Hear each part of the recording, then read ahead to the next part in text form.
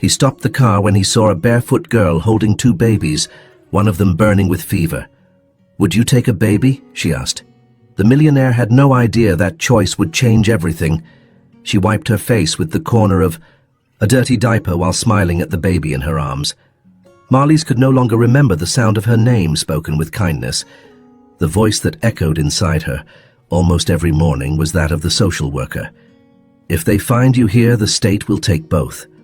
It was a threat as subtle as a punch and far more effective. That's why she slept with one eye half open, her body curled around Timo and Benny like a shield, as if her spine alone could stop the world from taking them. The concrete of the old parking garage still held the chill of dawn, but even that was better than the looks, the ones that didn't see, and the ones that pretended to. The city of Eisenberg wasn't cruel, just blind. Around them, the mirrored skyscrapers reflected a sky no one looked at, and people rushed from one station to the next, like they were late to be born again. She folded the blanket silently, her fingers stiff and pink from the cold, while Benny grumbled in the corner, hidden between boxes and cloth bags. At 5 years old, he already knew how to stay silent better than he knew how to speak. And that broke Marlies in ways that didn't make noise, but hollowed her out. Timo, on the other hand, hadn't yet learned how to hide.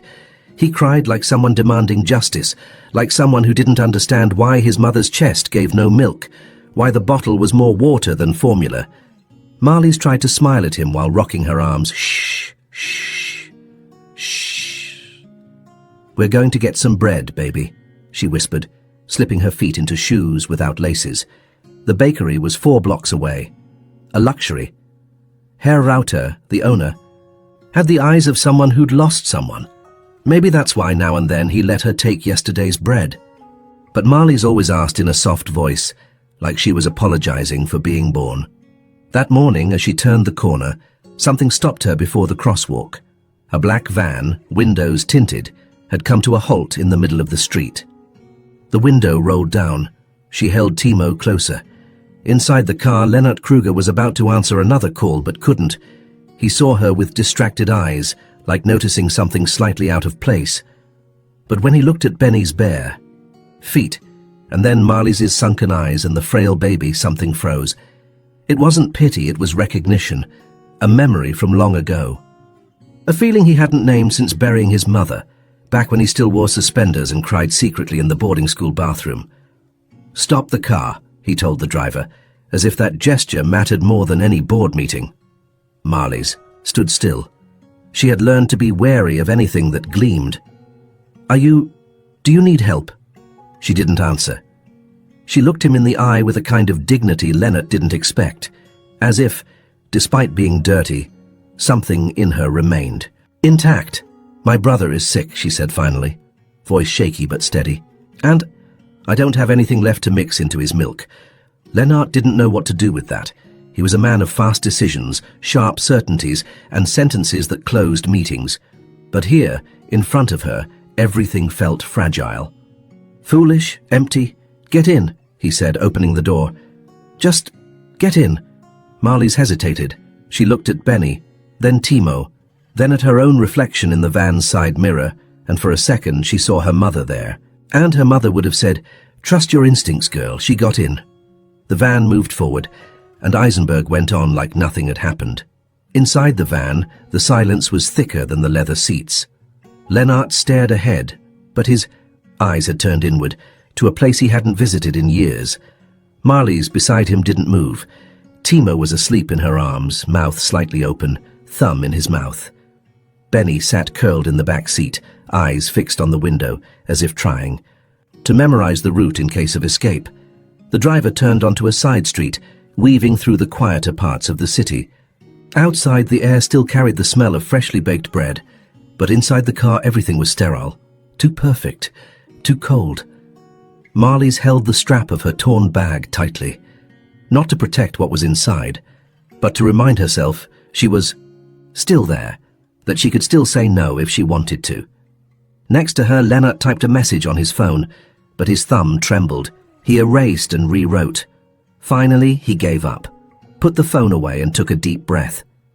"There's a children's hospital on the way," he muttered, more to himself than to her. "We'll stop there first." She didn't reply. But her gaze, steady, dark, direct, said more than words could. At the hospital, the bright lights seemed to highlight every tear in Marley's clothes. The nurses stared, hesitated, then approached. But before they could ask anything, Leonard was already beside her, pulling out his wallet. "He needs an urgent checkup." "And milk," he said simply, handing over a card. The gesture was brisk, but his eyes were red at the edges. As Timo was taken to a small bed, Marley slowly made her way to a chair in the waiting room. She sat with her back straight, eyes fixed, on the wall ahead. Benny slept, leaning against her shoulder, head dropped, hands tucked inside his oversized sweatshirt. That's when she pulled a faded blue ribbon from her pocket. She hadn't worn it in her hair for months. But every time she found herself in that same pose, sick baby, brother in her lap, soul on pause, she touched the ribbon. It had belonged to her mother. And even though she didn't know why, that crumpled strip of fabric carried a kind of primal comfort, like the scent of childhood or the sound of an old name. Lennart saw her holding it, didn't ask what it was, just sat in the chair across from her, silent. For long minutes they breathed in sync, two strangers bound by something invisible. A memory unspoken, but understood. Through the glass, Timo stirred in his sleep and smiled. Hours later, in the mansion on the hilltop, Marley's entered with short, cautious steps. Her eyes scanned from one object to the next, as if trying to figure out if she was dreaming, or if she had already died. The house smelled of eucalyptus and polished wood. The floors gleamed like a still lake. Benny walked close to her, clinging to her shirt. But when Marley saw a photo on the wall, a boy in a school uniform, sad-eyed, hair too neat, she stopped. The frame was expensive, but the boy's expression was the same as Benny's, Leonard noticed. He said nothing. "Stay as long as you need," he told her. "Guest room's upstairs. There's milk, towels, food, and silence." Marley's nodded, barely blinking. She climbed slowly, knees still stiff, carrying Timo and pulling Benny along by the hand. Down the hallway with its clean floors and scent of lavender, she entered the room and sat on the bed. And only there, for the first time in months, she cried. In silence, head bowed as if apologizing to the house for being real. At the other end of the hall, Lennart stood watching the closed door. In his hand, he held a piece of paper. A letter, written 20 years ago, still folded the way it came in the mail. The childlike handwriting read, "Dad, I promise I'll never forget your absence." He ran his thumb over the sentence like wiping an old wound, but he didn't tear it. He just folded it again and walked to the kitchen. The sound of the electric kettle felt out of place in the quiet kitchen. Leonard watched the water boil like he was waiting for answers to rise from the steam. His fingers tapped on the marble countertop, but his mind was still on the closed door behind which Marley's now slept with her brothers, or at least tried to sleep. He had never let anyone into that space before. To him, the mansion was a cocoon made of absence, the last place where the world's noise could reach. Until now. Next to the kettle, his phone lit up. A message flashed. Board meeting in 30 minutes. He read it, deleted it, and didn't reply. Upstairs, Marley's was standing at the window, staring at the lights of a city that had once ignored her. Timo lay sleeping in the middle of the bed, one foot sticking out from under the sheet. Benny was curled in a corner of the mattress, eyes open, staring at the ceiling like he could hear old voices. She came down the stairs slowly, stepping sideways so she wouldn't make a sound. She found Leonard still in the kitchen, now sitting at the table, sipping tea in silence. "Thank you," she said. The word felt too big in her mouth. He looked up. "Do you need anything else?" She hesitated. She wanted to say yes, yes, I need a life, I need time that doesn't drown me, I need a place where no one takes my brothers away. But all she said was, no, I just needed to say thank you. Lennart motioned for her to sit. She accepted. Her hands rested on the table cautiously, as if she expected something to break. He nodded toward the kettle. "Chamomile tea. My mother used to say it helps when the world won't quiet down." "My mother used to say the world only quiets when you sing louder than it," she replied without a smile. They stayed that way for a while. Between breaths, something started to form, a kind of truce. But a truce isn't peace, it's just the space before the next explosion. Benny broke it. He came rushing down the stairs, feet pounding the steps. When he reached the kitchen, his eyes were wide, mouth open, gasping. "Timo, he's all red and hot, really hot." Marlies jumped from the chair, her face already pale. She ran upstairs, stumbling on the hallway rug. Lennart followed but stopped at the door, not daring to go in. Timo was having a mild seizure, tiny arms stiff, body trembling under the sheet. Marlies scooped him up, frantic, whispering, "No, baby, no, not now, please, not now." Lennart stepped in. "I'll call emergency." "No," she shouted. "If they call, they'll ask questions. They'll take me. I know how this works." He saw the panic in her eyes and stepped back. "There's a doctor I know. Private. He comes fast. Doesn't ask questions. He owes me one." "Then call him. Now." Lennart was already dialing. The doctor arrived 20 minutes later. In less than 10, he had stabilized Timo with a fever reducer and cold compresses. He said it was a reaction from low immunity, that with rest and warmth he'd be fine. Marlies thanked him without lifting her eyes. Lennart paid silently. Once the door closed, she said nothing. She walked to the bathroom and locked the door behind her. Inside, she looked in the mirror for the first time in weeks. The face looking back at her was someone else's. Hollow eyes, skin dull and tired, hair brittle. But what hurt most was seeing her mother's shadow in that reflection. The same weary expression, the same quiet fear. Lennart knocked gently. "Are you okay?" She opened the door and slowly, her eyes red. "You really want to know?" He took a breath. "I do." "Then listen. I was 14 when my mother died. They put me in a shelter. Benny was just a baby. They tried to split us up. I ran. Since then, every 2 years, I have to disappear. Because if they find us, the system pulls us apart, like a body in autopsy." Lennart swallowed hard. "You never had help? Help?" She let out a dry, short laugh. "Help is what shows up when it's already too late." Silence. "I don't want your pity, Mr. Kruger. I just needed him to live." He didn't respond. He looked toward the room where Timo was now sleeping. "Then stay. As long as you need. No questions, no conditions." Marlies hesitated. For the first time, her gaze wavered. "Why?" Lennart looked at the floor. Then at her.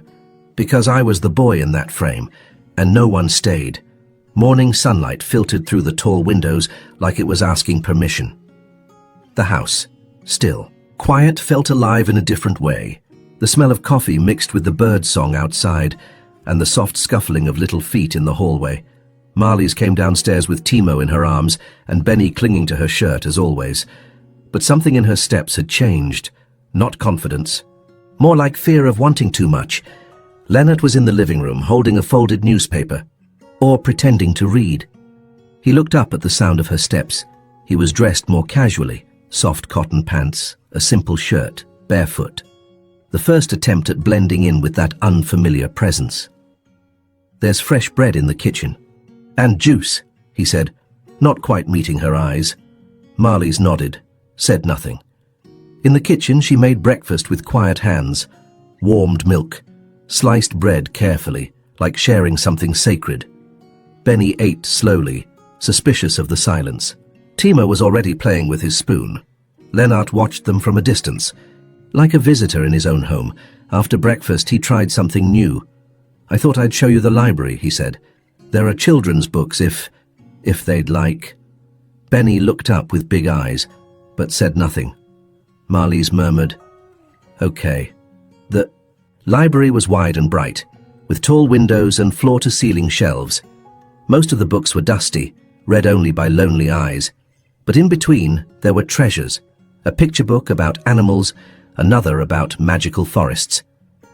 Benny paused in front of one. This was in my school before," and he stopped. Lennart knelt beside him slowly. "You can take it to your room if you want." Benny held the book like it was something alive, but didn't say a word. By late afternoon, Marlies tried to wash clothes. She asked where the laundry room was. Lennart showed her. She refused help. She stayed there for hours, scrubbing by hand, even though the machine was available. It was as if she needed to feel she could still take care of herself, even in that temporary bubble of comfort. When she was done, she hung everything outside on the side garden's clothesline. She stood there a while, watching the clothes sway in the breeze. She smelled the soap mixed with the garden flowers, closed her eyes, and for a few seconds let herself imagine a life there. No running, no fear. Then she heard voices. It was Leonard, on the phone, near the back door. His voice was low, but she caught a few words. She needs stability to have the boys. I don't know how much longer. Marlies stepped back. That was all it took to break the spell. She went back inside, wordless. That evening, Leonard made dinner, a sincere attempt to connect. Oven lasagna, a light salad, apple juice. He set the table with 3 small plates and 1 large. When Marlies came down and saw the table set, she froze on the stairs.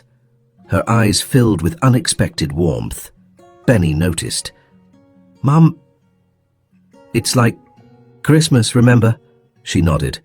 Didn't smile. During the meal, Timo made noises with his spoon. Benny giggled softly. Leonard watched, unsure how to join.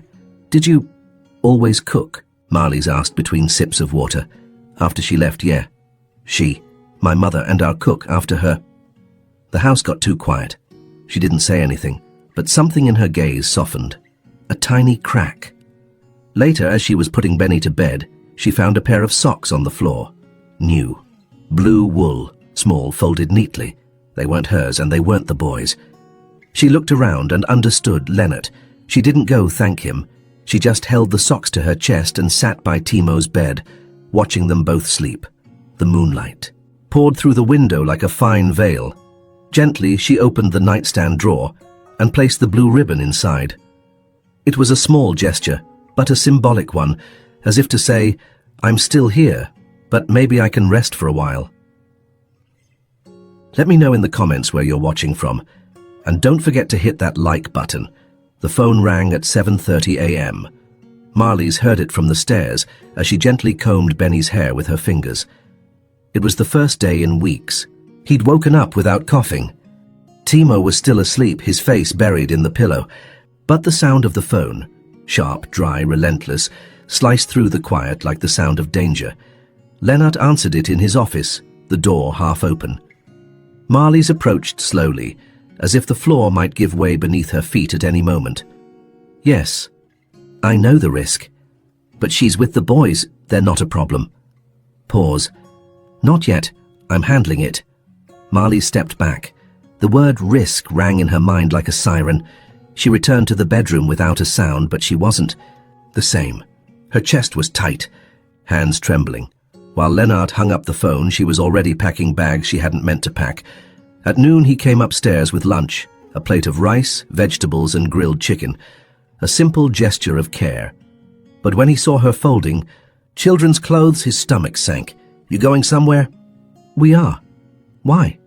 She didn't answer right away, just placed another pair of socks into Benny's backpack. "I heard you this morning. She's with the boys. Not a problem. Yet." He stepped closer. "It was a business call there. Our rules, protocols. You're here without documents, no ID, but I'm protecting you." "Protecting?" She let out a bitter laugh. "This isn't protection. This is waiting. Waiting for someone to decide what to do with me." "That's not it, Marlies." "Yes, it is. You just won't say it." She looked him in the eye, full of fire, her neck tense, veins visible. "You think bringing me here, giving me food, toys, a clean bed, is enough to erase what we lived out there?" "I've slept on concrete, Leonard. Eating what we found in dumpsters. Fighting to keep my brothers from being taken.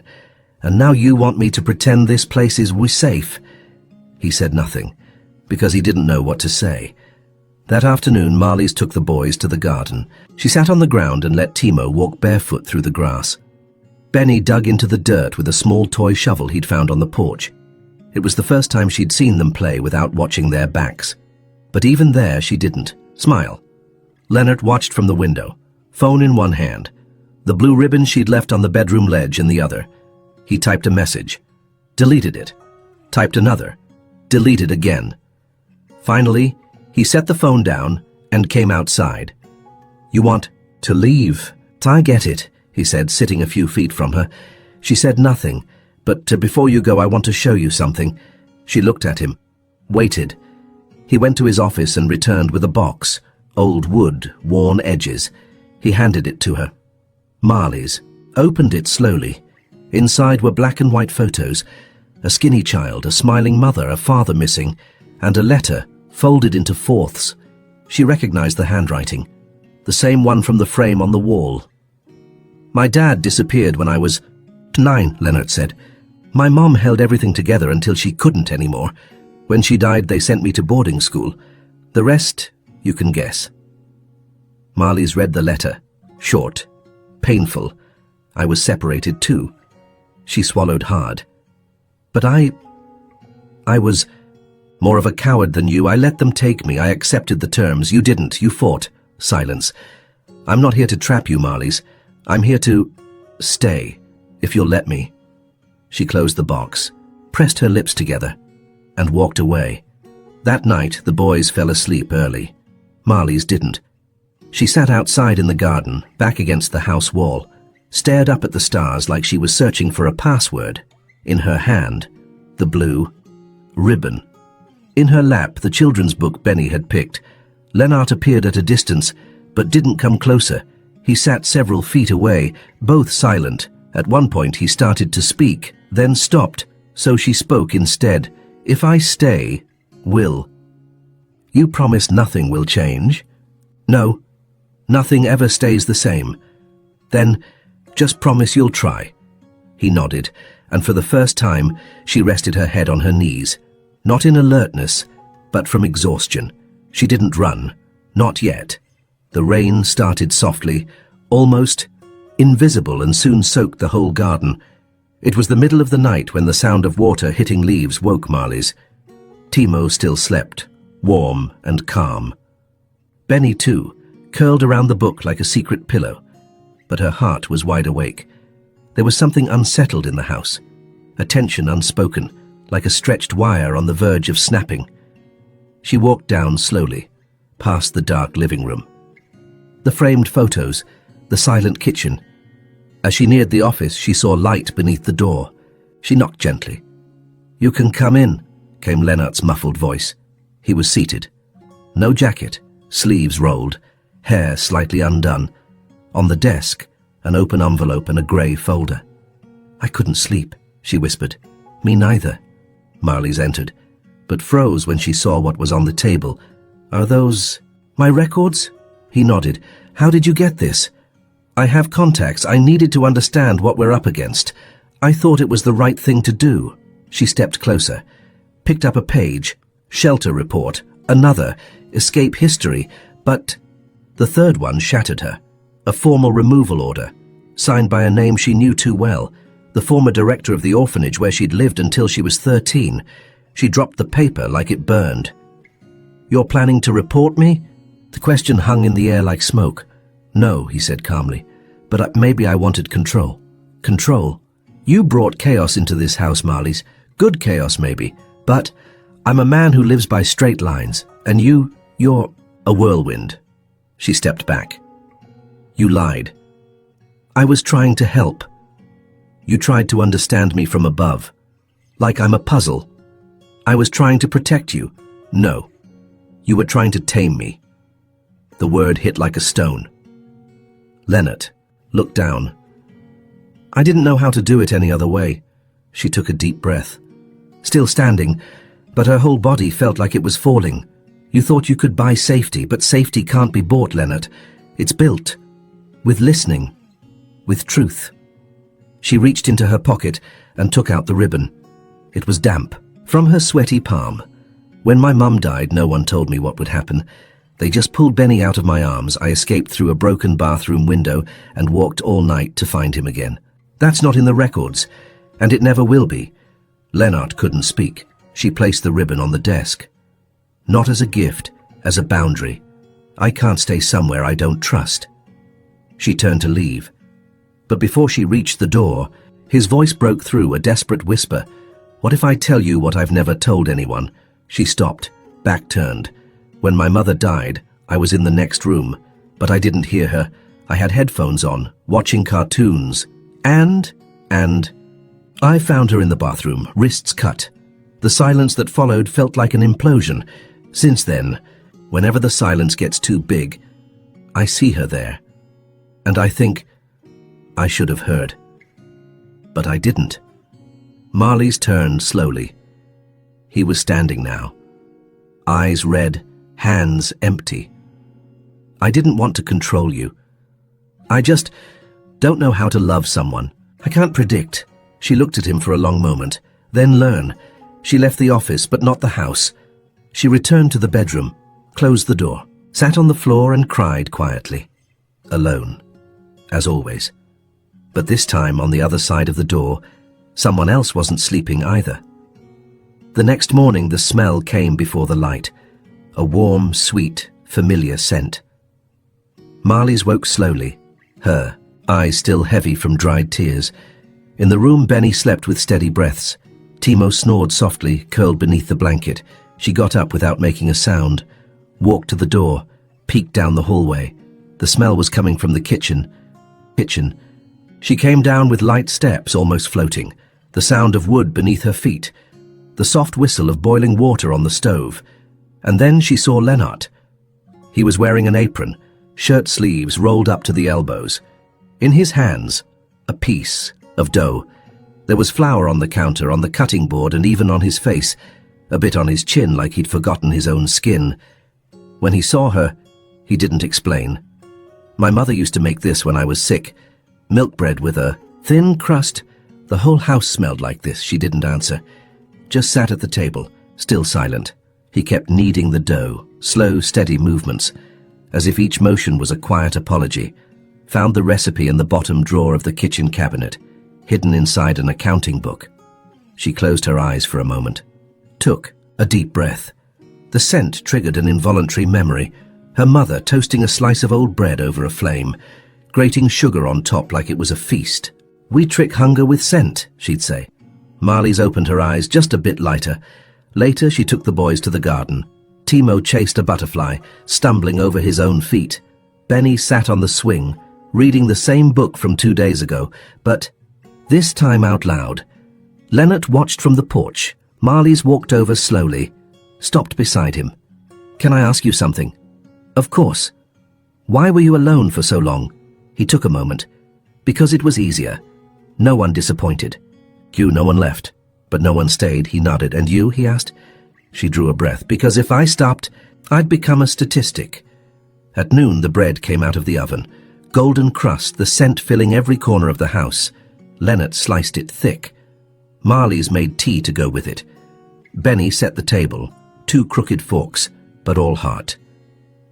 Timo crawled to the chair and climbed up on his own. He laughed when he saw the plate. "Is it a party?" he asked. Marley's smiled. "It's Mama's bread," she said, placing a piece on his plate. Lennart watched the 3 of them, and for the first time, he didn't seem like a visitor. He was part of it. That afternoon, he brought out a box. Light, wood small, inside clippings, old photographs, yellowed drawings, a worn envelope. "You gave me your ribbon, thought it was only fair I give you something too." Marley's took it carefully. Inside was a drawing done in colored pencil, a boy and a woman holding hands. In the background, a simple house, and in the corner, scribbled in shaky handwriting, "One day I'll build this for you." She looked at him, speechless. "I wanted to give it to my mum, but I never could." She touched the drawing, closed her eyes, placed it back in the box. "Maybe now you can." That night there were no arguments. Benny fell asleep with his head in Lennart's lap, who read aloud slowly, stumbling over the children's words. Timo slept in the makeshift crib, bread still at the corner of his mouth, and Marley's, for the first time, slept with her hands open, not clutching anything, not afraid. The following week, mornings took on a new rhythm. Marley's steps no longer held urgency. Benny's eyes held no hesitation. Even Timo, always restless, now slept a little longer, as if he knew the world here was softer. Lennart woke before everyone, made coffee, sliced fruit, left a folded note beneath Marley's cup. "It's sunny today." Or, The rain made the hydrangeas bloom. She read them and kept them in an envelope. There were 6 so far. Benny had started asking questions. What does this button do? What's this for? Can I paint here? And for the first time, no one told him to be quiet. Timo had memorized the path from the living room to the kitchen. Still wobbly, he followed the smell of bread like a joyful hunting dog. One afternoon, Leonard found Marlies on the porch, sewing a small teddy bear from fabric she'd cut from an old shirt. Her fingers were unsure, but there was care in every stitch. "It's for Timo," she said before he even asked. Leonard sat beside her, offered a small package. She looked at it, cautious, opened it slowly. Inside, colourful thread and 2 brand-new needles. "I went to the corner store. The clerk looked confused when I asked for lilac thread." She laughed. A short, real laugh. "Lilac was my mother's favourite colour. Then I got it right without knowing. Or maybe you knew." Benny now drew on large sheets of paper. One morning he handed Leonard a picture. It was a house, 3 windows, a crooked tree beside it. Inside 4 figures, 1 tall, 2 small, and 1 with long hair. "Who's this?" Leonard asked, pointing. "You," Benny said, then ran off. Leonard stared at the drawing for a long time, then placed it in the frame that once held his old childhood photo. The boy in suspenders gave way to this new image, crooked, colourful, alive. At the end of that week, a letter arrived. It was from Child Services. Marlies took it with cold hands, breathed deep, read it alone in the hallway, then entered the bedroom, sat on the edge of the bed. Benny watched quietly. "They're coming to see us, to check if we're stable." Benny's eyes went wide. "Are they going to take us?" She shook her head. "No, not if we show them we have a home, that we have someone." Later, she told Leonard. He didn't hesitate. "Then let's give them what they need to see." On Sunday, Leonard called a carpenter, ordered a bunk bed, also asked for 2 small chairs, a low bookshelf, light fabric curtains. Marlies helped choose the colors. Benny painted one of the walls with a thick brush, sky blue. "To remind me of the sky we couldn't see when we slept in the basement," he said. Timo tried to help, smearing paint on his feet. The room came together like it had always existed, just waiting for them. On a colder night, Marlies sat on Leonard's bed, said nothing, just held his hand. He squeezed back. Neither of them tried to explain. Some things aren't meant to be said. They're just meant to stay. Days later, the social worker arrived. Young, tense, a folder in hand, Leonard greeted her at the door, led her to the living room, introduced Marlies with confidence, then called Benny and Timo. The woman asked questions. They enrolled in school?" "Yes," Marlies replied. "Do they receive medical care?" "Yes." "And do you consider yourself capable of providing the stable environment your brothers need?" Marlies hesitated. Before she could answer, Leonard placed his hand over hers. "She already provides that. I just offered a roof." The social worker took notes, watched, then smiled softly. "You have something rare here, a sense of family instinct. That's not common." Before leaving, she looked at Benny. "Do you like it here?" Benny looked at the blue wall, then at the bookshelf, then at Marlies. "This is the first house that smells." "Smells like what?" she asked, he thought, then whispered, "Smells like people who stay." The rain came again that night, not like before. Now it was heavy, steady, thick as memory. Marlies was in the kitchen, folding clothes at the table. Leonard moved in and out silently, organizing papers, closing windows, picking up toys from the yard. Benny and Timo were already in bed. The house smelled of lavender and baked bread, but there was a weight in the air. Something left unsaid. Marlies folded a sweater as he entered once more, stopping near the table. "You're leaving?" She didn't answer right away. Folded the sweater carefully, placed it on the pile. "Maybe." Leonard leaned against the wall, breathed slowly.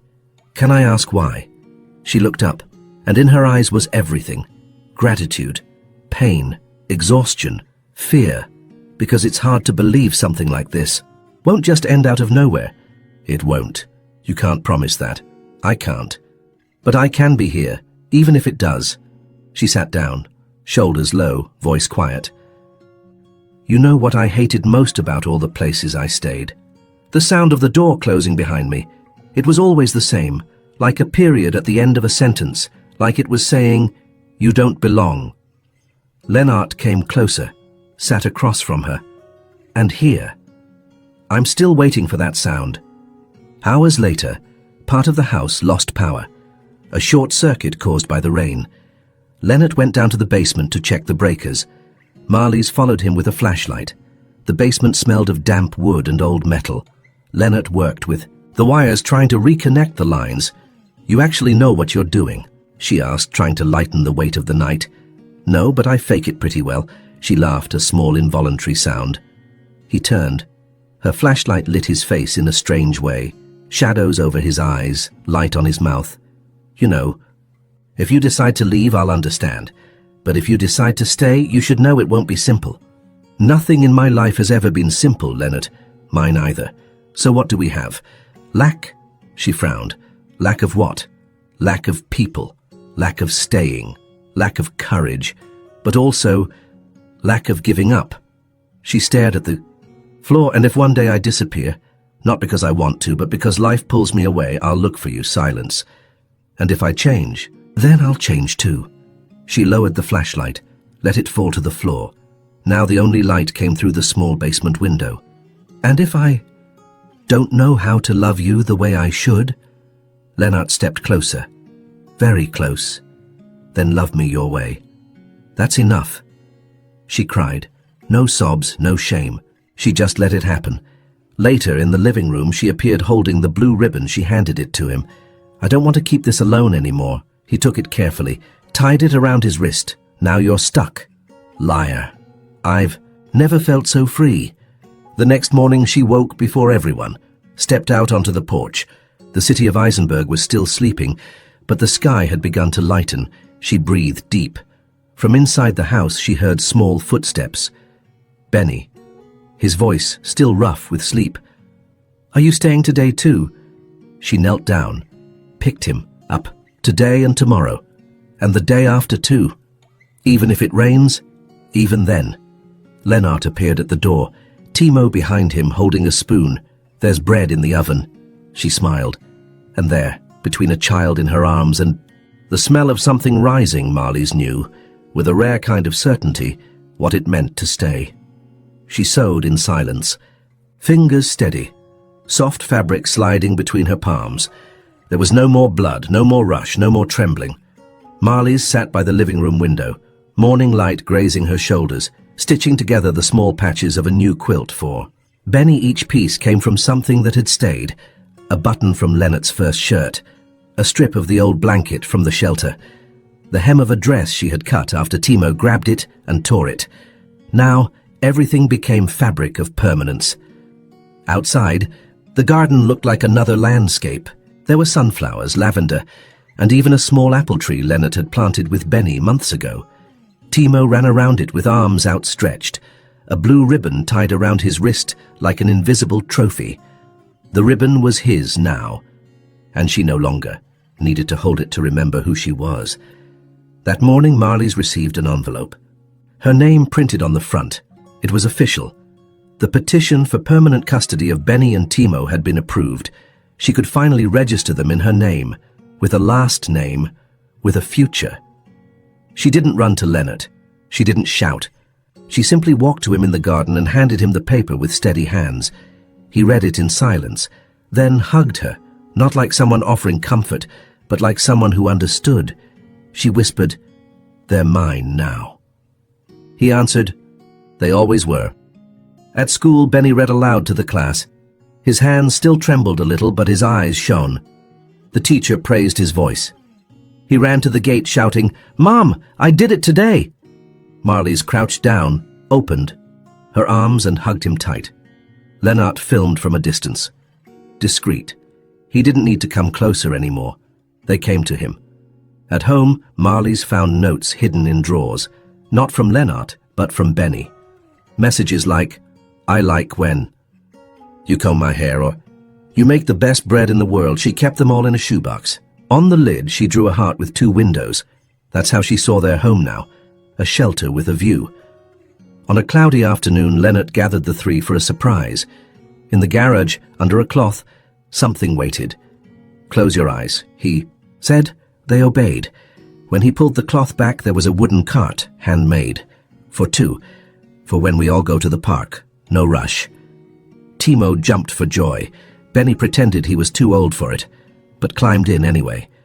Marley stood still, chest tight. "You made this?" Leonard nodded. "From the old wardrobe in the basement. I wanted to turn what used to hide into something that takes us out." She kissed him. No announcement, no ceremony, because now kissing wasn't surrender. It was staying. Later, while washing dishes, Marley's let water run over her hands. She looked at her fingers. No cracks, no calluses, no dried blood. And then, without warning, she began to cry because she realized that moment. Clean hands, dishes done, a sink with warm water. That was something she had never dared to dream of. Leonard appeared, dried one of her hands with a towel. "Are you still afraid?" She looked at him. "No. I just feel like time's coming back to me, like I got stuck somewhere back there. And now I've found the thread again." He smiled and walked away in silence. That night, Benny asked to sleep in her bed. "Just tonight, because I miss the way you breathe." She let him. Timo joined them, half asleep. The three of them slept together, and in the middle of the night, Marley's woke, to their breathing on her chest, light, warm, alive. Then quietly she got up, went to the chair where she'd left her sewing box, and she sewed, not out of need but for joy, for the first time, with clean hands and an open heart.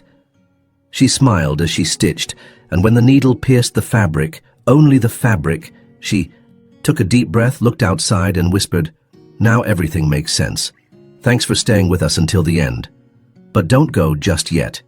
Right here on the next screen is another powerful story waiting for you. Click, subscribe, and share. I'll see you there.